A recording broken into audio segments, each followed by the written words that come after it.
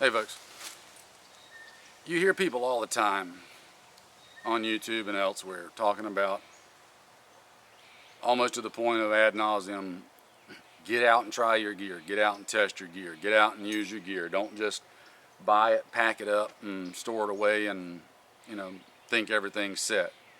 You've got to get out there and get practice time with it, learning how everything works, learning how to use it, learning any little faults that it may have or things you need to alter or change or whatever, and make sure it's actually going to work in actual use and practice the same way it does in theory. Not everything does. Wanted to give you a little example. I was out the other night doing a little solo outing by myself, and it was really cold and it wasn't a tactical situation per se, so I was getting fire started, and one of my ferro rods, little pocket fire steel that I've got, that I've had packed away in my gear forever, broke it out to give it some use. Now I've got a dozen other pieces that I've used in the past, but hadn't ever used this particular one before. So I was trying to get fire started, and three things come up actually. First off, this steel was not giving the kind of spark that I'm accustomed to getting from others. It was giving a spark, but it was a lot less. Under a number of conditions I can think of right off the top of my head, I'd have had a hard time getting a fire started with this particular steel because of that issue.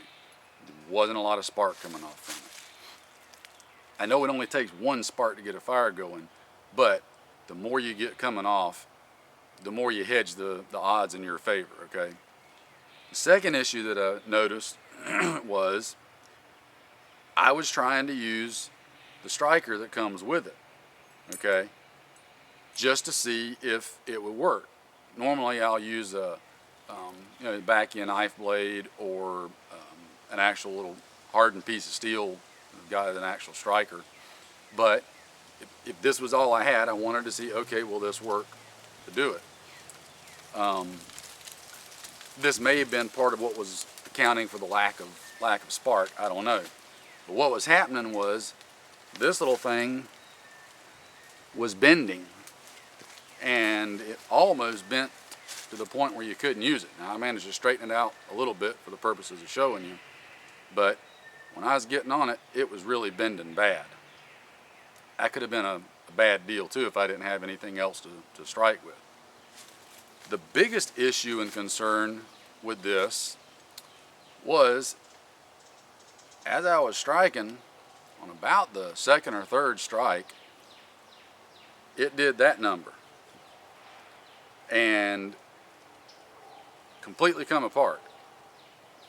Now this one being a smaller one and not a big rod, to be able to try to hold that with your hand, slippery as it is, especially if it was wet or cold like it was and your hands were numb, and then to try to get a strike off of that without having the end to hold on to it because it just comes out, that could have been catastrophic, especially if I would have been in a real survival situation where I needed a fire going like right then, be it to get warm, to boil water with, cook with, whatever. If it was a serious situation, that could have been catastrophic for me. So two things to take from that. Again, always get out and try your stuff, check it and use it. Secondly, redundancy, redundancy, redundancy. Have alternate ways of doing just about everything, especially things like being able to start a fire, having a knife, whatever. You've all heard the saying, 2 is 1 and 1 is none. There's a reason for that. Lots of people have learned over lots of experience that hard lesson. So while this wasn't a catastrophic issue for me, I had redundancy, I had backup, had other things I could do. If this would have been all I had, could have been a bad situation. So,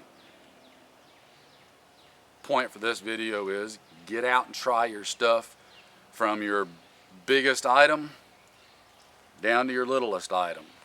Try it, make sure it works, and try to use it under, the most real circumstances you can. If that happens to be nothing more than your backyard, get out and do it. Just do it. That's all I can say. So anyway, just wanted to throw that out there for your thought and consideration. Take care. We'll talk to you later. Keep your powder dry.